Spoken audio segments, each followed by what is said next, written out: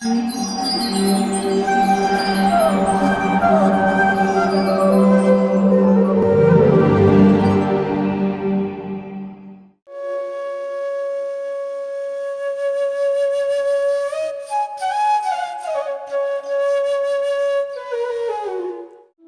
कृष्णा। ईशोपनिषद श्लोक संख्या 15। हिरण्यमयेन पात्रेण सत्यस्यापि हितं मुखं तत्त्वं पुषन्नपावृणु सत्यधर्माय दृष्टये। अनुवाद। हे भगवान, हे समस्त जीवों के पालक, आपका असली मुखमंडल तो आपके चमचमाते तेज से ढका हुआ है। कृपा करके इस आवरण को हटा लीजिए और अपने शुद्ध भक्त को अपना दर्शन दीजिए। ईशोपनिषद का ये श्लोक है, भक्त की भगवान को प्रार्थना है। प्रार्थना किस लिए है? भगवान के दर्शन के लिए। और इसलिए यहाँ शब्द प्रयोग हुआ है मुखम, कि आप अपने सुंदर मुख का दर्शन करवाइए। पर साथ में भगवान को एक ज्योति के रूप में उनका वर्णन हुआ हिरण्यमयेन पात्रेण। तो जैसे कि कोई प्रकाश कहीं से आ रहा है तो उस प्रकाश के पीछे उस प्रकाश का स्रोत भी होता है। तो उसी प्रकाश से जो ज्योति है, ब्रह्म ज्योति जिसको कहते हैं, भगवान का तेज है, तो उसके पीछे उनका सुंदर रूप भी है। और इसी का वर्णन भगवद गीता में बहुत सरलता से किया गया है। भगवद गीता में कहा गया है, ब्रह्मणो ही प्रतिष्ठाहम अमृतस्य अव्ययस्य च शाश्वतश्च धर्मस्य सुखम एकांतिकस्य च। यानी कि जो ब्रह्म है उसका भी मैं आधार हूँ। तो भगवान कृष्ण कहते हैं कि जो ब्रह्म है यानी कि आध्यात्मिक जो तेज है वो मेरे से ही प्रकट होता है। तो ये शब्द आपने हमेशा कई बार सुने होंगे, ब्रह्म शब्द, फिर परमात्मा शब्द और भगवान शब्द। तो क्या ये तीनों भिन्न भिन्न है या एक ही परम सत्य के भिन्न भिन्न लक्षण हैं? श्रीमद् भागवत में बताया गया है कि वदन्ति तत्तत्त्वविदस्तत्त्वं यज्ञानमद्वयं ब्रह्मेति परमात्मेति भगवानिति सब्यते। जो तत्वदर्शी है वो जानते हैं कि परम सत्य है, उनका जो तेज है उनका ब्रह्म के रूप में साक्षात्कार होता है, और आत्मा के साथ भगवान है उनका परमात्मा के रूप में साक्षात्कार होता है, और उनका दिव्य रूप भी है तो भगवान के रूप में भी उनका साक्षात्कार होता है। यानी कि ब्रह्म, परमात्मा और भगवान, ये तीनों शब्द जो है एक ही परम सत्य है उसका निर्देश करते हैं। और ये परम सत्य के भिन्न भिन्न हैं लक्षण हैं जिससे जो अधिकारी है वो उनका साक्षात्कार करते हैं। भगवद गीता में भगवान अन्य जगह पर कहते हैं, मत्तः परतरम नान्यत् कंच किंचित अस्ति धनंजय। यानी कि ब्रह्म, परमात्मा या कोई भी वस्तु मतलब मेरे से परे नहीं। मत्तः परतरम नान्यत्, मेरे से बढ़कर कोई नहीं है। यानी कि ब्रह्म परमात्मा भी है, कृष्ण से ही है। एकांशेन स्थितो जगत, भगवान कहते हैं कि मैं अपने एक अंश से ही पूरे ब्रह्मांड में व्याप्त हूँ, उसको धारण करता हूँ। तो तब समझना चाहिए कि भगवान अपने तेज के रूप में, शक्ति के रूप में, ब्रह्म के रूप में पूरे संसार में व्याप्त है, और साथ में परमात्मा के रूप में हर जीव को मार्गदर्शन भी देते हैं। और यहाँ पर भगवान के लिए शब्द प्रयोग और हुआ है पुषन। पुषन यानी कि पालन करता। जब दो लोग हैं, जैसे माता पिता है संतानों का पालन करते हैं, राजा है प्रजा का पालन करते हैं, तो उसी प्रकार से भक्त है और भगवान है। तभी तो ये पालन करता शब्द या पुषण शब्द का कोई अर्थ रहेगा। यानी कि जीव भी है और भगवान भी है। पर भगवान जो है वो आनंद की मूर्ति है, और जीव भी उनके साथ रहकर इस आनंद का अनुभव कर पाता है। आनंदमयोभ्यासात्, वेदांत सूत्र में बताया गया कि भगवान है आनंद के स्वरूप है, और उसी आनंद को भगवान है इस संसार में भी प्रकट करते हैं। आज से 5000 साल पूर्व ब्रज में जब भगवान प्रकट हुए और वहाँ पर उन्हें कई लीलाएं की, जैसे अघासुर, बकासुर, पूतना, ऐसे कई असुरों को भगवान ने मारा। तो भगवान यहाँ पर ये लीलाएं करते अपने भक्तों की आनंद की वृद्धि के लिए। भगवान की प्रागट्य के अनेक कारण हैं, पर प्रमुख एक कारण है कि वो भक्तों का आनंद प्रदान करने के लिए ऐसा करते हैं। साथ में भगवान है लीला करके हमें दिखाते हैं, खास करके जो ज्ञानी हैं और योगी है, यानी कि जो ब्रह्म में मन लगाया जिसने है, परमात्मा में मन लगाया है, उनको भगवान कहते हैं कि मेरा जो वास्तविक जो स्वरूप है वो है दिव्य रूप भगवान, जहाँ पर मैं अपने भक्तों के साथ है व्यवहार करता हूँ। और इस संसार में कई लोग हैं तार्किक है, हठ योगी हैं, तो उनको भी भगवान है इन लीलाओं से कहते हैं कि मेरी ये सुंदर लीला है, इसमें आप भाग लीजिए। भागवतम में इसको बताया गया है, इत्थम सताम ब्रह्म सुखानुभूत्या, जो ब्रह्म सुख में जो योगी आनंद लेते हैं, दास्यम गतानाम परदेवतेन, और उसी भगवान को जो उनके भक्त हैं उनके दास बनकर उनकी सेवा करते हैं। माया शिता नाम नरदारकेण, और जो माया में फंसे हुए लोग हैं वो भगवान को मनुष्य जानते हैं, मनुष्य ही मानते हैं। शाकम विजुहुनु कृत पुण्य पुंजा, पर साथ में आप देखिए कितना आश्चर्य है कि जो बच्चे कृष्ण के साथ खेल रहे हैं, कृत पुण्य पुंजा, अनेक जन्मों तक उन्होंने पुण्य किए, भक्ति की, तब उनको ब्रह्म के साथ खेलने का मौका मिला है। तो भगवान हमेशा अपने लीलाओं में, इस संसार में भी जब प्रकट होते हैं या अपने धाम में भी, वैकुंठ में भी लीलाओं में मग्न रहते हैं। वो कभी भी लीलाओं को छोड़कर कहीं नहीं जाते हैं। तो फिर हमें प्रश्न होगा कि फिर संसार का जो कार्य होता है, उसका सृष्टि है, पालन है, प्रलय है, ये सब कार्य कौन करता है? तो उसी के लिए भगवान अपना विस्तार करते हैं परमात्मा के रूप में और फिर ब्रह्म के रूप में, तो जिससे संसार के कार्य होते हैं। अब सांख्य योगी जो है या निर्विशेषवादी है, सांख्य योगी है इस संसार के तत्वों का विश्लेषण करते हैं, पर वो समझ नहीं पाते हैं कि इस तत्वों के पीछे पुरुष जो है, परम पुरुष कौन है। और निर्विशेषवादी है, वो परम पुरुष की धारणा करता है, ईश्वर की धारणा तो उनकी है, पर उनको ये पता नहीं कि उनका भी दिव्य रूप होता है। तो यहाँ पर श्लोक में इसीलिए इन दोनों की भूल धारणाओं को दूर करने के लिए भक्त प्रार्थना करता है हिरण्यमयेन पात्रेण। तो भगवान का जो दिव्य तेज है उसको हिरण्यमय पात्र कहते हैं। तो कहा कि आपका ये तेज हटा दीजिए तो मैं आपका सुंदर रूप देख पाऊंगा। अगर कहीं से बहुत तेज आ रहा है तो आप उस पदार्थ को नहीं देख पाते हैं, तो तेज है आप हटाइए ताकि मैं आपके दिव्य रूप को देख पाऊँ। तो यहाँ पर हमें दो शब्द हैं, पहले विस्तार से हम समझेंगे कि परमात्मा और ब्रह्मा, ये दोनों शब्द आप समझ लेंगे तो भगवान जो शब्द है उसको भी समझना कठिन नहीं होगा।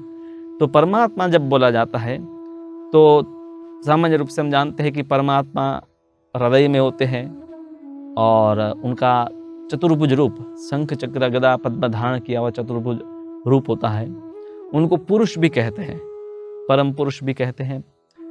तो इनके भी तीन रूप है, जो विष्णु रूप है वो भी तीन प्रकार के या तीन स्तर पर है विष्णु रूप प्रकट होता है। उसमें पहले है जिसको कहते हैं कारणोदक्षाय विष्णु। कारणोदक्षाय विष्णु यानी कि ये जब सृष्टि जो है वो प्रकट होने से पूर्व भगवान का हो रूप कि जिनके रोमकूप से ब्रह्मांडों की उत्पत्ति होती है।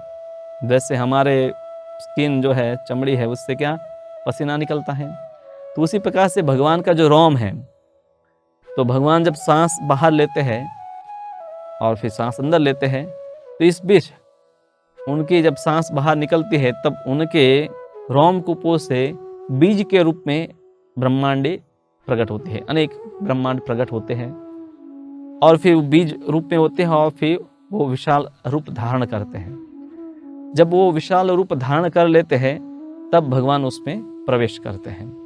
तो यहाँ पर जो सब वस्तुओं के जो कारण है, संसार का जो मूल कारण है, तो इसीलिए उनको कारण विष्णु कहते हैं।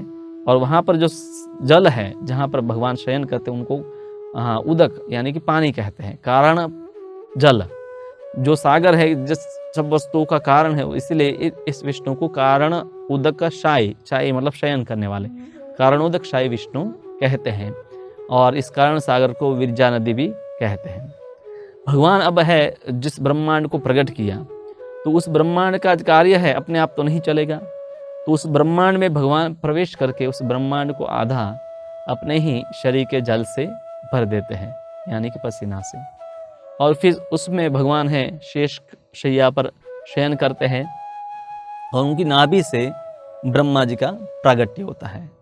और ब्रह्मा जी है प्रकट होकर बाद में पूरी जो सृष्टि है आगे प्रजापति और अनेक विभिन्न प्रकार की जीव जाति है उनकी उत्पत्ति करते हैं। तो ब्रह्मा जी है उनका प्रागट्य और उनके द्वारा जो सृष्टि है वो द्वितीय स्तर का सृजन है। सबसे पहले सृष्टि किसने की? भगवान विष्णु ने ही की होती है। तो इनको कहते हैं गर्भ उदकशायी विष्णु। उदक यानी कि पानी, शायी मतलब शयन करना, गर्भ, तो ये गर्भ जैसा ही पूरा ब्रह्मांड है। जैसे गर्भ में एक बालक होता है और माता होती है, तो उसी प्रकार से यहाँ पर बालक के रूप में है ब्रह्मा जी और उनके जो भी माता या पिता दोनों के रूप में है भगवान विष्णु। तो इसलिए उनको कहते हैं गर्भोदकशायी विष्णु। और ये तीनों जो विष्णु रूप है, चाहे वो कारणोदकशायी विष्णु है, गर्भोदकशायी विष्णु, और तीसरे हैं जिनको कहते हैं क्षीर उदकशायी विष्णु। क्षीर उदक यानी कि दूध का सागर। क्षीरोदकशायी विष्णु उनको भी परमात्मा कहते हैं। तीनों विष्णु रूप को परमात्मा कहते हैं। आपने कई बार देखा होगा या सुना होगा कि देवता जब तकलीफ होती है तो भगवान विष्णु की प्रार्थना करने जाते हैं, क्षीर सागर पर जाते हैं। श्वेत द्वीप नाम का एक इसी ब्रह्मांड में एक लोक है जहाँ पर है क्षीर सागर है और वहाँ पर भगवान निवास करते हैं। तो एक क्षीर सागर में भी जो है उनको भी क्षीरोदकशायी विष्णु कहते हैं। और यही जो रूप है वो सब जीवों के हृदय में भी होता है, तो इसलिए इनको भी परमात्मा कहते हैं। तो ये जो क्षीरोदकशायी विष्णु है हर एक जीव के साथ परमात्मा के रूप में है। गर्भोदकशायी विष्णु ब्रह्मांड रूपी पूरा जो शरीर है उनके परमात्मा है। और कारणोदकशायी विष्णु जो है समस्त जो भौतिक सृष्टि है उनके परमात्मा के रूप में है। तो चाहे वो कारणोदकशायी विष्णु हो, गर्भोदकशायी विष्णु हो या क्षीरोदकशायी विष्णु, तीनों विष्णु रूप है और तीनों को परमात्मा कहते हैं। और परमात्मा के कार्य के बारे में भी भगवद गीता में संक्षिप्त में बताया है कि जीव को है उनके कर्मों को याद दिलवाना, मतस्मृति ज्ञानम अपोहनम च, स्मृति उनको प्रदान करना, विस्मृति देना, ज्ञान प्रदान करना, उनके कर्मों का साक्षी होना और उनकी इच्छा के अनुसार है अनुमति देना। तो परमात्मा के अनेक कार्य है भगवद गीता में चर्चा किए गए हैं। अब हम आते हैं दूसरे शब्द पर, ब्रह्म या ब्रह्म ज्योति। कई बार इसको ब्रह्म ज्योति भी कहते हैं, कई लोग इसको ब्रह्म भी कहते हैं। ब्रह्म का शाब्दिक अर्थ होता है अति विशाल, बृहद जो है उसको ब्रह्म कहते हैं। तो भगवान जैसे सूर्य का तेज है, सूर्य तो एक जगह पर है पर उसका तेज के रूप में वो सब जगह व्याप्त है, फैला हुआ है।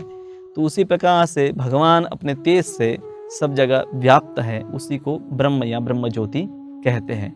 अब ये ब्रह्म ज्योति का कोई विशेष आकार नहीं है, क्योंकि जैसे कि प्रकाश का कोई विशेष आकार नहीं होता है, पर क्योंकि ये ब्रह्म ज्योति भी भगवान का तेज है और उनसे अभिन्न है। जैसे सूर्य के बिना सूर्य का तेज संभव नहीं है, तो उसी प्रकार से भगवान के बिना भगवान का जो तेज है यानी कि ब्रह्म ज्योति है वो संभव नहीं है।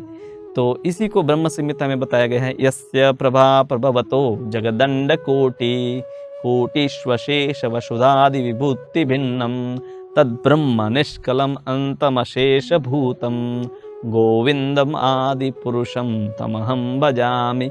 यस्य प्रभा प्रभवतो, जिनकी प्रभा से यानी कि जिनके तेज से जगत अंड कोटि अनेक जो ब्रह्मांड है, वसुधा इत्यादि जो भी है सभी प्लैनेट्स हैं या ग्रह या मंडल जो है वो सब है भिन्न भिन्न है, भगवान के तेज से प्रकाशित होते हैं। तद ब्रह्म निष्कलम, और वो तेज जो है उसको ब्रह्म भी कहते हैं, जो अनंत है, अशेष है और निष्कलम यानी कि कोई कलमश से मुक्त है, सभी कलमश से मुक्त है।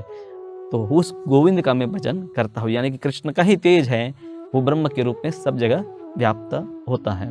ब्रह्म ज्योति के बारे में है यहाँ पर प्रार्थना की गई है कि भगवान आप अपना ये तेज हटाएंगे तो हम आपको देख पाएंगे। अब प्रार्थना तभी होती है जब कोई भक्त है और भगवान है, यानी कि उपासक है और उपास्य है, तभी प्रार्थना होती है।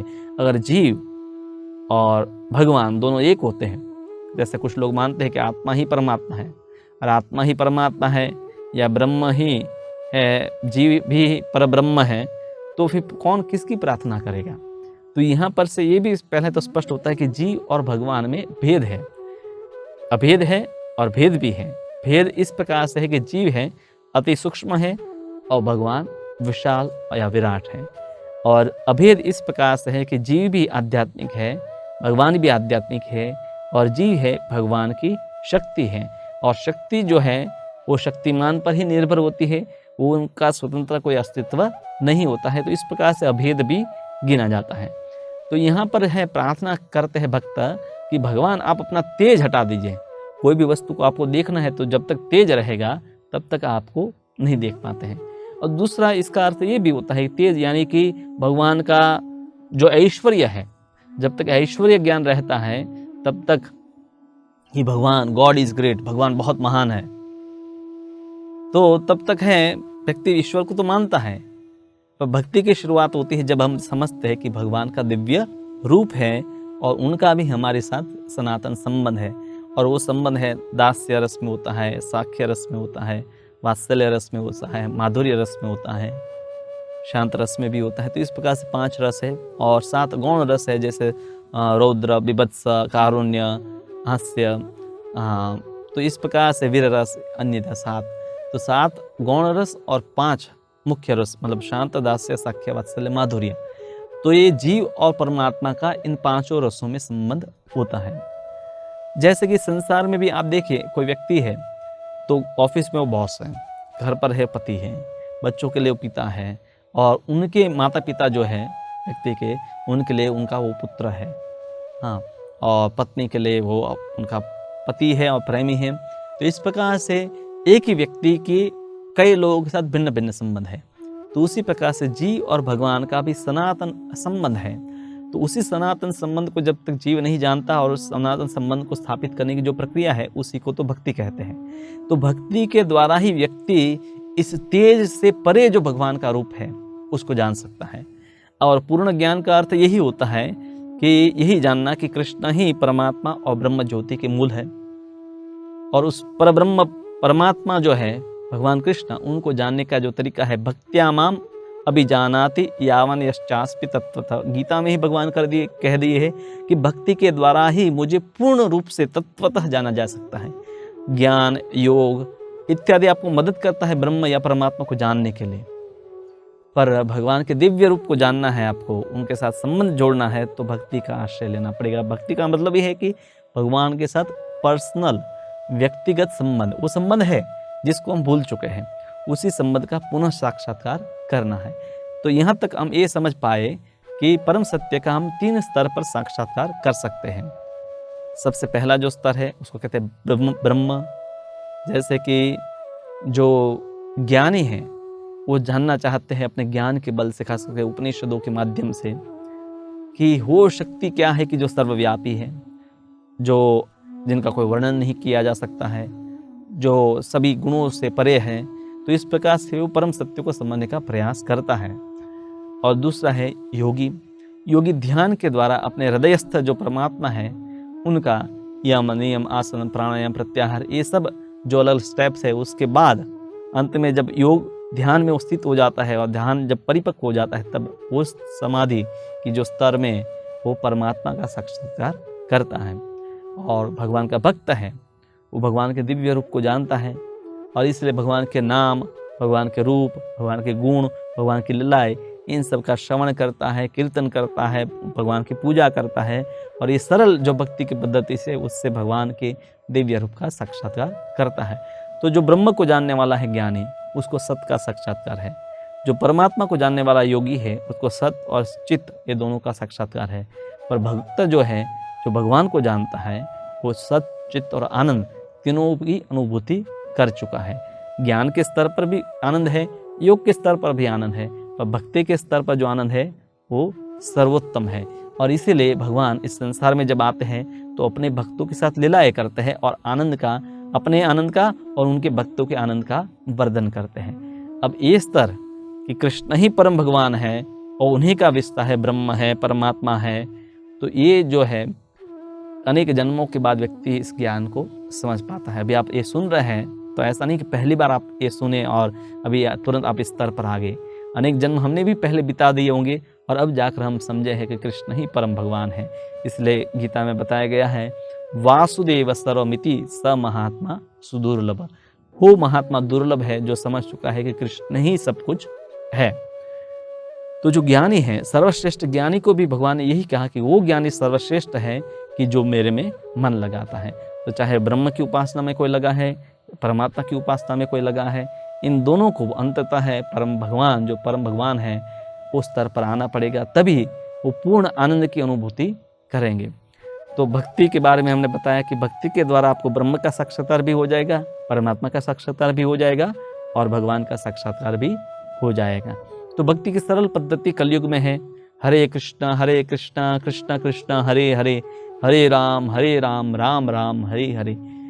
भक्ति में क्यों हम भगवान के नाम के जप के ऊपर और उनके कीर्तन के ऊपर, उनके कीर्तन को सुनने के ऊपर भार देते हैं? क्योंकि कोई भी व्यक्ति है, उनके साथ आप जब रिलेशनशिप यानी कि संबंध बनाते हैं तो क्या करते हैं? उनके साथ ही बात करते हैं, उनके साथ कहीं घूमने जाते हैं, उनको जो पसंद है वो वस्तु उनको भेंट देते हैं, या वो कोई भेंट देते हैं उसको हम स्वीकार करते हैं। उनकी पसंद नापसंद ये सब वस्तु हम जानने का प्रयास करते हैं और उनसे अधिक से अधिक उनका संग करते हैं, उनके साथ में समय बिताते हैं, बातें करते हैं। तो यही तो भगवान के साथ संबंध स्थापित करने के लिए भी हमें करना होता है। श्रवणम, फिर कीर्तनम यानी कि उनके बारे में बोलना, उनके बारे में सुनना, उनका फिर स्मरण करना। तो ये जो है भक्ति की प्रक्रिया स्वाभाविक है, मतलब समाज में भी हम यही करते हैं। तो उसी को जब कृष्ण केंद्रित कर देंगे तो आप भक्ति में तुरंत प्रगति कर लेंगे। पर जो योग है, खास करके हठ योग की पद्धति है, वो थोड़ी कृत्रिम है। उसके लिए व्यक्ति को सांसारिक कार्यों को छोड़ करके समाधि या ध्यान के लिए प्रयास करना है, पूरा काफ़ी जो जटिल प्रक्रिया से उसको गुजरना पड़ता है। तो सरल जो है भक्ति का मार्ग है और भगवान स्वयं ये भी बताए। तो यहाँ पर जो भक्त प्रार्थना करता है हिरण्यमयेन पात्रेण सत्यस्यापिहितं मुखम, तो वो भक्त है और इसीलिए वो कहता है भगवान आपका ये तेज है वो हटाइए, क्योंकि आप तेज से कोई आदान प्रदान नहीं कर सकते हैं। आप जान सकते कोई व्यक्ति है बहुत तेजस्वी है, पर फिर आप उससे व्यवहार करना चाहते तो आप कहें कि ये तेज आप हटा लीजिए ताकि मैं आपके सुंदर मुख का दर्शन कर पाऊँ, आपकी भक्ति कर पाऊँ, आपको कुछ भेंट अर्पण कर पाऊँ, आपकी सेवा कर पाऊँ। तो भक्ति की प्रक्रिया है, अति सरल है। और ईशोपनिषद में भी, उपनिषदों में भी सार रूप में तो यही बताया है कि व्यक्ति को भक्ति ही करनी चाहिए। हालांकि वहाँ पर ब्रह्म या परमात्मा का भी काफ़ी वर्णन है, पर सार रूप में तो अंत में यही निष्कर्ष निकलेगा कि कृष्ण ही परम भगवान है। तो भगवान कृष्ण को प्रसन्न करने का बहुत सरल तरीका है उनके नाम का श्रवण और कीर्तन, जो आप में से कई लोग कर रहे हैं और नहीं कर रहे हैं आप, तो अभी आप शुरू कीजिए।